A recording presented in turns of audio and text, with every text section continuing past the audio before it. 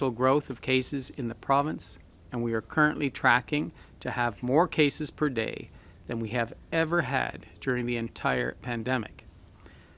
Ontario's percent positivity has been steadily increasing as well and is currently 7.3% for the week of December 12th to 18th. Our diagnostic network processed 44,123 tests yesterday. Thank you to everyone that came forward to get tested. Increasing demand is making it more challenging to access timely testing, and individuals seeking test appointments may experience longer wait times in some areas of the province. Hospitalizations have increased by 9% in the past week, and while the ICU occupancy remains stable, we anticipate that in the coming days and weeks, we will start to see a greater impact of Omicron on hospitalizations and our intensive care unit. Early evidence indicates that Omicron is 4 to 8 times more transmissible than the Delta variant, and as of last week, Omicron has become the dominant strain in Ontario. This variant moves quickly, and we need to do the same. As of 12:01 a.m. on Sunday, additional public health measures are in effect that will help limit close contacts and curb transmission in higher risk indoor settings where masks cannot always be worn. These include many settings where proof of vaccination is required. Measures include 50% capacity limits in gyms, restaurants, bars, concert venues, and movie theaters. Social gathering limits were also reduced to 10 people indoors and 25 people outdoors. We appreciate how difficult this is right before the holidays, but these measures are necessary to prevent infection and to prevent overwhelming our healthcare system. There is no question that in the coming days and weeks, we will require ongoing vigilance. And as I have said before, we must stay cautious, disciplined, and never underestimate this virus. I mentioned earlier, as the science and evidence of the pandemic continues to evolve, our response must do the same. This applies to Ontario's ongoing efforts to test, to trace, and to isolate individuals with this virus, and ensuring resources are focused where they are most needed. Together with our hard-working health units, Ontario has developed substantial case and contact management capacity. But we need to keep focusing and protecting the most vulnerable by providing case and contact management to the highest risk settings. This includes our hospitals, our long-term care facilities, retirement homes, and other vulnerable congregate settings such as shelters. We are prioritizing screening testing with rapid antigen testing in these settings to protect the most vulnerable and to maintain critical healthcare worker capacity to ensure our healthcare and other critical infrastructure workers can go to work and stay at work safely.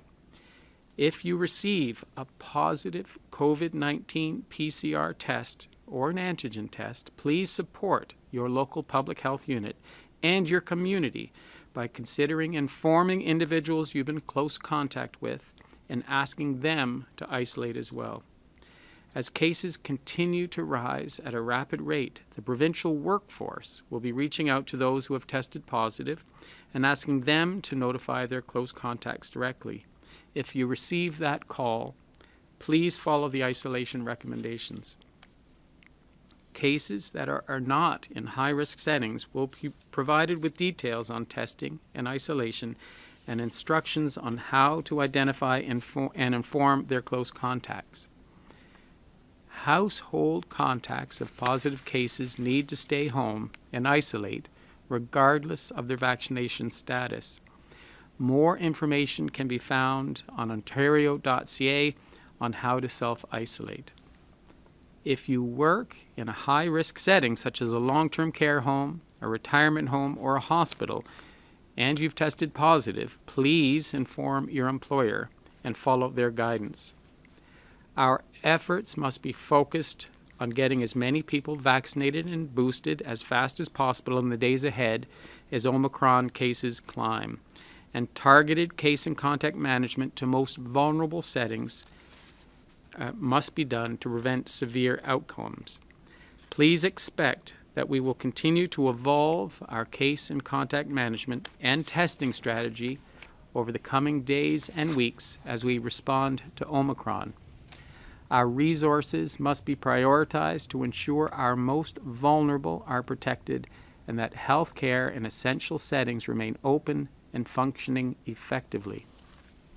For vaccines, we all know that vaccination is the most effective means to strengthen and protect Ontarians against the Omicron variant. Ensuring that all Ontarians receive the vaccine as soon as possible will help us to reduce the most severe impacts of COVID-19 and help preserve our hospital and healthcare capacity. So I'm once again asking for a call to arms and urge everyone to book their appointment as soon as you can to protect yourself and your loved ones.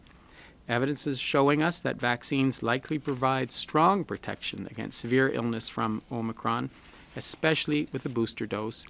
It's critically important to get your booster dose as soon as possible, especially for those that are elderly and immunocompromised. And as of yesterday, booster doses became available to everyone aged 18 and older.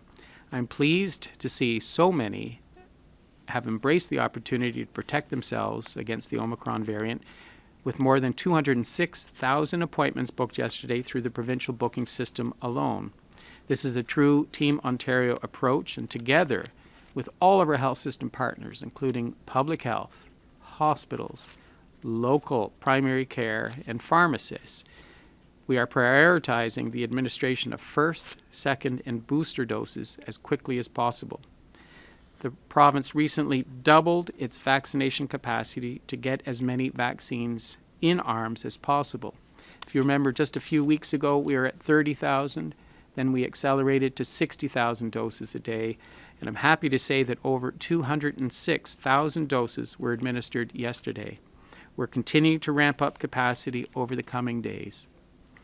Ontario currently has ample supply of vaccines, and given the historical uptake of the Pfizer vaccine, we have requested an additional 4 million doses of Pfizer from the federal government in January, which has yet to be confirmed.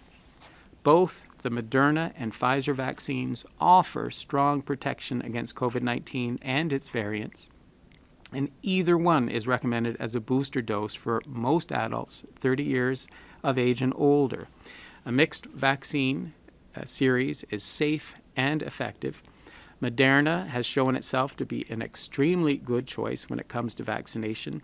Some suggest that the evidence supports a higher antibody level compared to Pfizer with the Moderna product. Vaccination and boosters with Moderna may also provide longer-lasting protection against infection and severe disease. We will be working closely with the federal government to understand incoming vaccine supply for January to March, but we have received assurances that there will be enough vaccine for all Ontarians as we continue to rapidly expand capacity and eligibility for booster doses.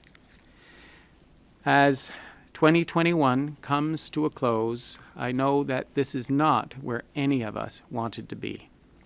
I know everyone is tired, especially our hard-working healthcare workers in public health, the acute care sector, and primary care, and our pharmacy partners. You've been all asked to sacrifice so much over the last 20 months, but Omicron is not taking a holiday. In addition to getting vaccinated, please follow the public health measures we know have worked so well to protect us over the last 20 months. They all together provide additional layers of protection against this virus. Remember to keep the size of your gatherings over the holidays small and attend or organize fewer gatherings to reduce your total number of contacts. Gathering limits, again, are 10 indoors and 25 outdoors. Consider meeting with friends and family outdoors or virtually, especially if they're immune suppressed or elderly. Wear a mask, wash your hands, maintain distancing, Maintain good ventilation in your home. Stay at home even when ill, even with mild symptoms, and get tested if your symptoms develop. Above all, take care of yourself and your families. Get outside, enjoy the fresh air, exercise when you can. Connect virtually with friends and family. We are all lucky to have technology at our fingertips that allow us to stay connected. This was not the message I wanted to give before the holidays. We'd been doing so well against Delta. But by preparing for the worst-case scenario, we can save lives, preserve our healthcare capacity. We are in a better position than last year, and we've been through this before, staying calm, kind, and considerate to one another. We have effective vaccines and emerging data suggesting that 3 doses provides good protection against severe disease from Omicron. Antivirals also show promise. An early review of the data points to good protection against severe disease by using them. Our ability to work together across the health system is showing in strides given the significant increase in vaccination over the last week alone. Ontarians have shown themselves to be resilient over the last 20 months, and I ask you to continue to be resilient in the face of Omicron. We will continue to work together as we have through previous waves, and I have no doubt Ontarians will practice caution and follow the measures that limit the spread of this virus. I wish you all a safe and happy holiday. Stay prudent and stay safe. I'm happy to answer any questions. We'll go to the phone lines. Just a reminder, 1 question, 1 follow-up. Over to the first question, please. From Stephanie Valilla at CTV Kitchener. Please go ahead. Hi, Dr. Moore. Can you hear me? Yes. I hear you well, Stephanie. Perfect. Okay, so now that the province has lowered the eligibility for booster shots, there are plenty of seniors who say they haven't been able to get a timely appointment. And in Waterloo Region, we have seen extremely busy pop-up clinics where the young and admittedly the healthy people are getting shots before those 50 plus and immunocompromised. So should the younger public be assessing their own risk and maybe book their booster shot later on if they can wait? And how does the government assure that those who are higher risk are getting doses first?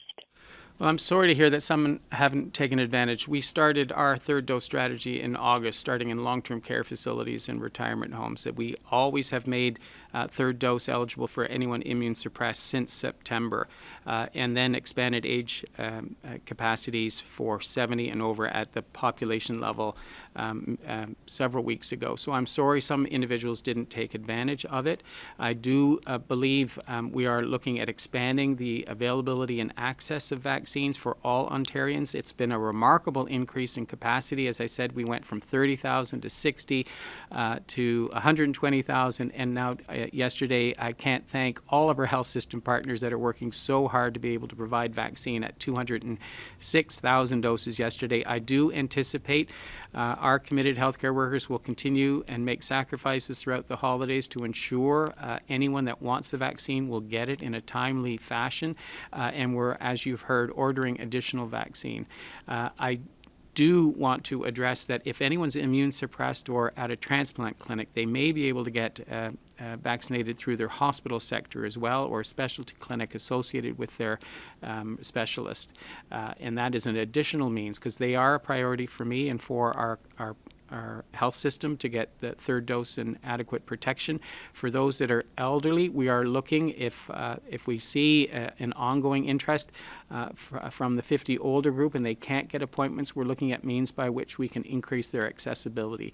So we've heard these issues. Our health units and partners are all trying to address them. I'm very concerned that we want the right dose to the right person at the right time for the right amount of protection, and we'll do our best to ensure that those individuals get access. So thank you for your question. I think it's very reasonable that we try to ensure that those that have the highest need get access. We had a staged and phased approach since August in terms of providing 3rd dose to the most vulnerable, and we'll continue to try to ensure that they get ongoing access. Follow-up. Right. And so after seeing the chaos of people rushing to get booster shots and those who are below 50, and at least in Waterloo Region, there doesn't seem to be enough booster shots to go around for everyone. Does the province regret opening up booster shots eligibility to those 18 plus? I think we're trying to increase capacity, and as I've said, I think immunizing 206,000 individuals yesterday is brilliant. I think we're going to be able to continue with that provision of immunization to individuals. I'm sorry. Before the Monday, we had prioritized all of those populations over 50, first over 70, then over 50, as well as immune suppressed, and then we've opened it up in a phased manner. But if individuals still are at high risk and still can't get access, we at the local level and provincial level, we working to try to ensure they get access and get their booster. Have looked at, together with local public health agencies, plans over the next 6 weeks. They're very robust, and they're dedicated to providing immunization to all of those that want it.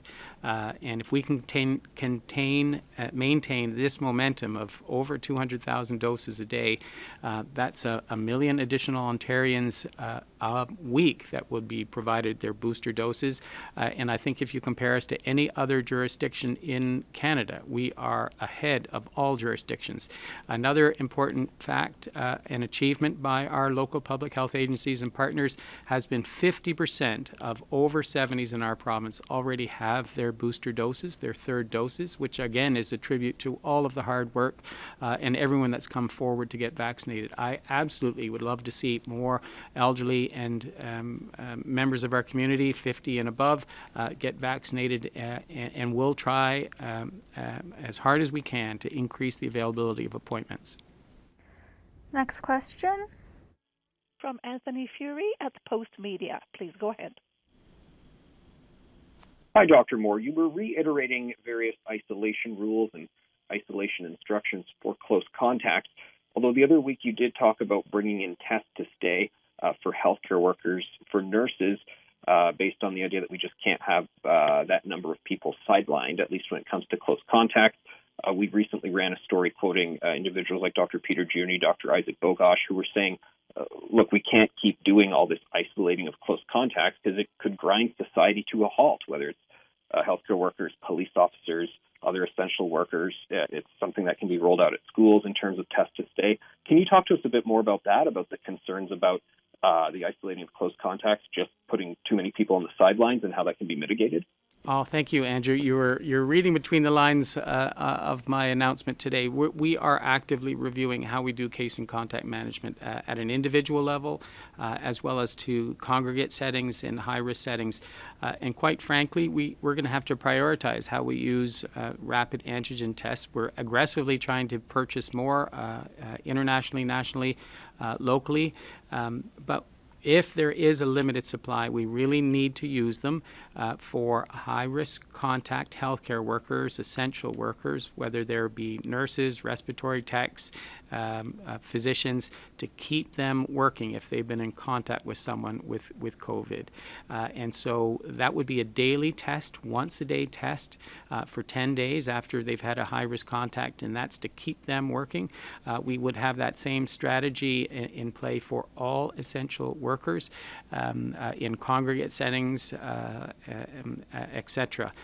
And so we'll prioritize always trying to maintain an access point for rapid antigen testing for that population to keep them present. We're absolutely anticipating that we'd have a high absenteeism rate potentially if we kept on with that standard approach to case and contact management. So I think you'll hear further announcement from us in the coming days of how we'll prioritize the PCR testing, which is a limited supply as well, 70,000. We're not there yet, but we have to think ahead in the weeks ahead of how we'd use that limited resource. As well, we have to think ahead how we'd use the rapid antigen tests to keep our health system functioning and all those essential workers still in the workplace, but do it safely and prudently. And also the limited resources that public health have to provide case and contact management. We're going to have to review how we provide individual level consultation and prioritize the most at risk, the shelters, the long-term care facilities, the retirement homes, where we must learn from the last 20 months regarding outbreak management. It has to be rapid, it has to have good lab capacity, and public health has to be able to work with the long-term care facilities, the retirement homes, to provide best advice on how to manage those outbreaks. So you'll see in the coming days how we're thinking and anticipating for the next weeks or months ahead how we have to prioritize both testing, rapid antigen testing, PCR, as well as the limited resources of case and contact management. Follow-up? Thank you for that, Dr. Moore. I just want to pick up on some things you were saying. I guess at your first press conference when Omicron variant was first being discussed, you said, I want everyone to remain calm. We don't yet know about severity. It's something we have to look into. Initially, data out of South Africa told us it's much less severe. I understand the Ontario Science Table said, well, caution against using South Africa data. You got to look to Denmark. At the time, they thought that was tracking for more severe. But the institute that produces those numbers, the same one the Science Table uses, that's just come up with their new data showing actually Omicron now seems to be less severe than they thought and less severe than other variants. Where do you stand in all of this, and how did these sort of numbers affect your projections of ICU numbers, which I understand are also sort of the driving force, the driving rationale behind whether there's new restrictions or not? Oh, thank you again, Andrew. So I think we're being prudent in preparing for the worst. I certainly hope for the best, and I'm optimistic, but I don't want to overcall it. And certainly, I found it difficult to compare what was going on in South Africa to our population. We have a much older population. The average age in South Africa is much younger. I think it's in the 20s as compared to 40s for our population. So it was very difficult to compare, knowing that this class of viruses, the COVID viruses, have a worse outcome for those that are older.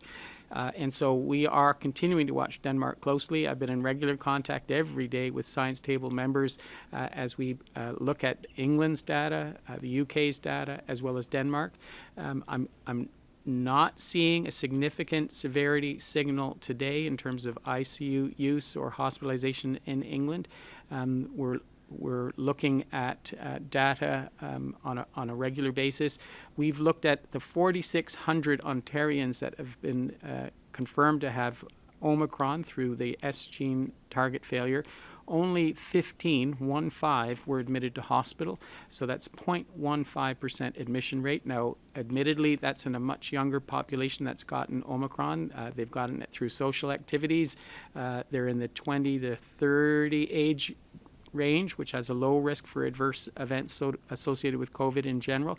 But we're now monitoring every single admission in Ontario. We're looking at collecting that data for ourselves and nationally, trying to ensure that together in Canada we're monitoring to make a decision on how virulent it is. But even if it's much less virulent, its attack rate could mean that it spreads so rapidly that it will have an effect on our hospital sector. And hence, we're always preparing for that eventuality, for the worst, hoping for the best. But we're preparing for an increase in hospitalization and ICU utilization just because of the sheer rapid spread of the virus. Even if it's significantly less virulent, it could still have an impact on our health sector. But I think that, I haven't made any firm conclusion yet on the evidence that I've seen on the virulence as of yet. It seems to be too early, and we'll be watching over the coming week. I think we'll get a much better understanding of it. So another good question, and thank you for it. Next question. From Charlie Pinkerton at iPolitics. Please go ahead. Hi, Dr. Moore. I just have a question today about particular things that the province might be able to do to speed up vaccinations on site. This comes from something the UK is doing doing away with the 15-minute wait after somebody's received a vaccine shot. Is Ontario considering anything like this or any other moves that are practical in nature to speed things up as it does want to do? Oh, thanks, Charlie. Yes, we've already reviewed that, and our Ontario Immunization Advisory Committee had advised that we could shorten the wait time down to 5 minutes. So I do think that will help with, as a business person, it would be called throughput of an immunization clinic. Our healthcare partners certainly wanted that for their staff, so they wouldn't be sitting for a long period of time. 15 minutes is long in an emergency department or hospital setting, and we thought it was very reasonable for the third dose, especially if you didn't have any significant reaction after first and second. The third most likely would be highly safe, and so we have shortened it to 5 minutes as the wait time, and do hope that will help with efficiencies and minimize contact time for individuals in the community going to community clinics. Follow up? Okay, and on the date for more information about the return of school or what's going to happen with schools in January, I know the Premier said last week that the government just simply wasn't ready to give this information yet, but last year, around the same time, parents were caught off guard for the last minute, and surely they don't want to be again. So is there a date that you're targeting for when a declaration can be made about the return of schools or not in January? Well, I want to assure parents that we're on top of the data, and I've been in regular contact with experts at Hospital for Sick Children and CHEO who are in contact with Denmark, England, and South Africa. It's very important that we have an understanding of the impact of this virus on children. We're not seeing any significant impact on children's health, so rise in hospitalizations or to the intensive care unit in those settings, nor in Ontario. We have no children in our pediatric ICUs in Ontario today. So that is very reassuring that this virus doesn't have severe outcomes in that population. Together with our children from 5 to 11, 38.3% have been immunized with their first doses in that age group to date, which I think is brilliant. And we'll continue with first and second dose strategy with that population to further protect them against all strains of COVID-19, including protection against Omicron, together with all of the measures that we put in place to protect our schools and keep them safe. That's a very good combination. When you have low severity of the illness in children, good protection with vaccination, very good protocols in place to safeguard our schools with ventilation, masking, and we're actually looking at additional layers of protection for the workers as well as students. We're very committed to keeping our schools open, but you're right. The decision is government's decision when it comes down to it. I have consulted whether we should delay, and at present with the experts that I've consulted, they don't see a reason to do that at present in Ontario. But we're watching the epidemic. We're watching how it unfolds, and certainly we'll be prudent and cautious. But very good signals to date on both the low severity as well as the protection that our children are getting at 38.3% immunized to date. Next question. From Lorenda Redekop at CBC News. Please go ahead. Hi, Dr. Moore. You talked a little bit earlier about PCR and rapid testing. We've got Ottawa Public Health saying you don't need a PCR if you're sick and you've already had a positive rapid test. In Peterborough, they're going to start allowing residents to upload their positive rapid test results. What do you think of these strategies? Does there need to be a consistent province-wide response? And what are you recommending?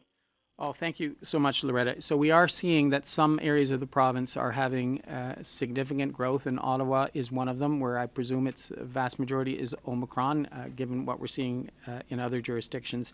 And the testing strategy will have to be flexible and adaptive. We've heard loud and clear that Ottawa may have some limitations in access to PCR.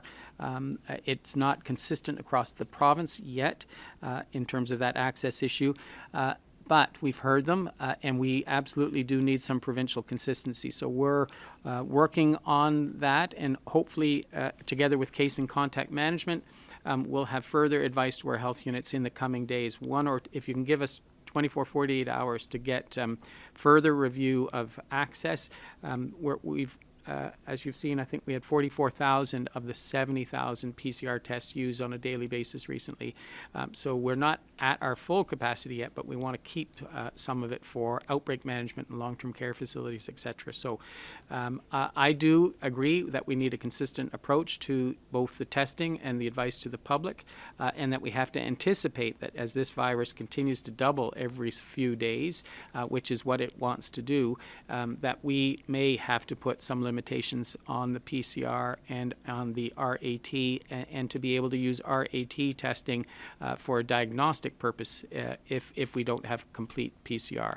So absolutely are partnering with our local public health agencies, are learning from their experience, and are anticipating a rise in cases where we're going to have to provide more broad advice to the public, both on the testing strategy, the isolation strategy.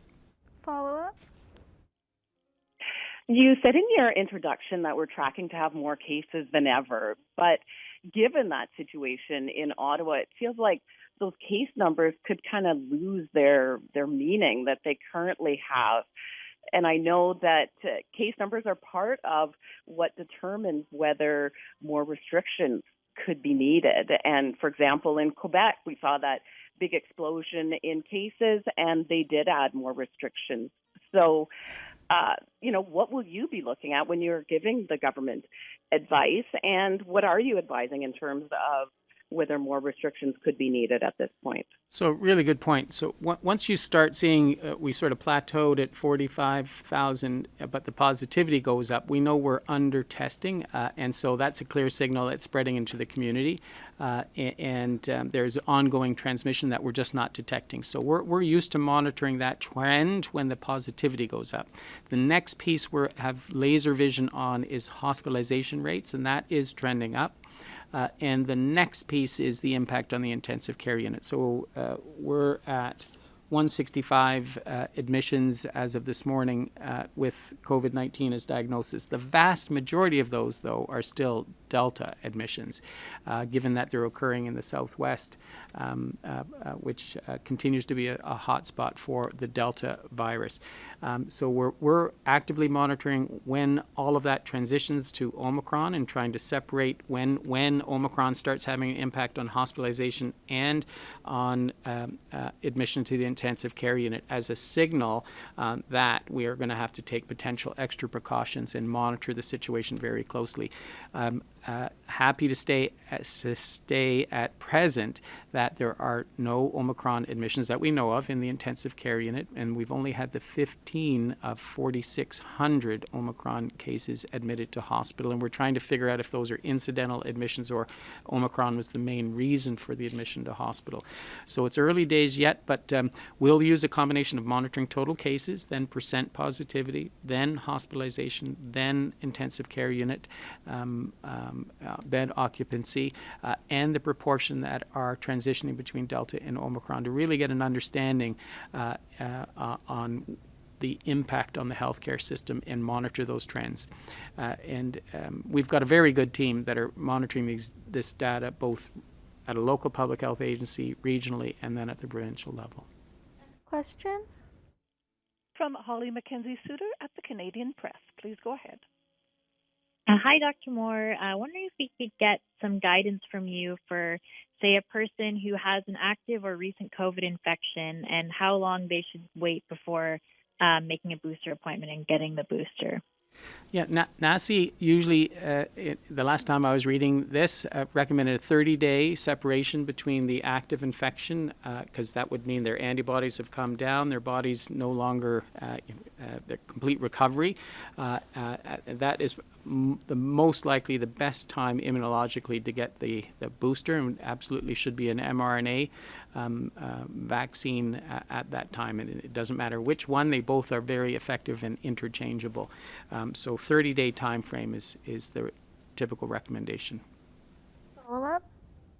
Right, yeah, and I was just looking as well for some guidance on how soon immunity actually will kick in after you get the booster? Like, is it best to wait the 14 days like people did with the 2-dose series, or does the immunity start right away? I guess I'm wondering, especially for people getting third doses this week, if that means, they can be confident they have more immunity going into the holiday, or what you recommend in terms of kind of waiting for it to take effect. Thank you so much for bringing that up, because that's an important difference. We know in the primary series, first dose and second dose, we were saying it takes 14 days to boost your immunity. We know with the booster dose, though, within 5 to 7 days, you have a significant rise in your antibody production, and your memory cells are re-triggered against COVID. So it's within 5 to 7 days. You don't have to wait the 10 to 14 like we stated in the primary series. So thanks for that question, and it's good to remind everyone that very shortly after, 5 to 7 days after that third booster dose, you've got a good level of protection back to your primary series level of protection against COVID. So it's much shorter time frame. Last question. From David Ryder at the Toronto Star. Please go ahead. Hi, Dr. Moore. I'm hoping you can spell out for me just a little more when you were talking earlier about what you're looking at as far as healthcare resources and the test. Is the suggestion that there would be a change in whether workers who are exposed to COVID, healthcare workers, would be off the job and instead would have extra testing? Or is it just a matter of more of the tests going to healthcare workers and less to other lower priority workforces? Okay. David, thank you for that. I'll try to be clear. So if a healthcare worker was exposed in their social setting to COVID, a confirmed case of COVID, they'd normally be deemed to be a high-risk contact. So if they lived with that individual, for example, they would have had more than 15 minutes at 2 meters distance exposure. And they normally, as a citizen, would be off and monitor for their symptoms for 14 days. If they get symptoms in that time period, they would be told to go get a PCR test. So with healthcare workers, because we're estimating 20 to 30% risk of absenteeism, that's typically what happens with an influenza season, that we would need to be able to not have that person stay home for 10 to 14 days, but we would offer to give them rapid, if they're asymptomatic, rapid antigen testing every day for 10 days if they came to work for that whole series, to ensure that, number one, they can't transmit the virus in the workplace, but they're safe to be in the workplace. Plus, they take all the normal full precautions caring for patients. So this is one means by ensuring that healthcare workers are present and able to continue to provide the great care they do day in and day out to Ontarians. And that would hold true for anyone working in an acute care environment, long-term care environment, or an essential worker. Whereas a non-essential worker in the community would typically have to follow those normal rules of staying off, monitoring for symptoms, and testing if symptoms develop. And this means we have to preserve the RAT tests for healthcare workers to keep them present, and we anticipate increased case numbers in January, where that would be a risk, where we'd have too many healthcare workers isolating, even though they don't have symptoms, even though they may not get it, because I hope for the majority have already had 3 doses of vaccine, and we will need them in January and February. Follow-up. Yeah, thank you. And just on what some people are calling chaos, or kind of a return to Hunger Games yesterday as far as people trying to book, we were hearing from, I know Ottawa early on said we have no more appointments. Toronto sent out urgent messages to people, to workers saying, can you work over the holidays because we want to add more capacity. So it seems easy for the province to sort of flip the switch and say, here's the more appointments, and a lot more difficult for the health unit. I'm just wondering, is it strictly a matter of vaccine supply? Because in some cases it seems workforce, and in that case, how does the province help get more people on the job immunizing and running the clinics? we're pulling out all the stops to try to have as many immunizers available to Ontarians as possible. And I have to thank the health units, the hospitals, the pharmacists that have worked so hard and will continue to work so hard over the holiday season to try to immunize as many Ontarians as possible. So we did a call to action on a Sunday at 7 p.m. when we realized we need a third dose booster as our strategy to protect against Omicron. We were doing very well against Delta and had a great strategy in play, but we had to accelerate it in the face of a new threat. And our health unit stepped up, our primary care is stepping up, our pharmacies have certainly stepped up, and our hospitals are immunizing now on a regular basis. All of the major partners are stepping up to protect Ontarians, and we should be thankful of the efforts that they're making. We are also calling on retired individuals. We're also training other allied health professionals. We're calling on anyone that has experience with putting intramuscular injections in, like dentists and dental workers, if they have the expertise and skill set, to come to our clinics and help support them. We've done a call out to all primary care and all of their staff that have a skill set that can contribute. And so far, as I've said, I personally am so thankful to all of the healthcare workers that are coming forward to, in this effort to best protect Ontarians. And we're our leader in Canada. That has to be acknowledged. That we've moved from, as I've said, 30 to 60 to 120 to 200,000 doses, and we're aiming for more through all of this hard work. And I can tell you the Premier is very committed to this. He's on the phone day in and day out. I've heard him talking to our pharmacy partners and industry partners, trying to get everyone to work together, and the numbers are showing it for themselves. To get 50% of our over 70s already protected with the third dose, I think is brilliant. Thank you to Ontarians that remain patient. I know this is an anxious time. I know many are worried. We'll get through this together. We'll get you the vaccine. It may be not at the exact time you'd like, but we're doing our best at a very difficult time.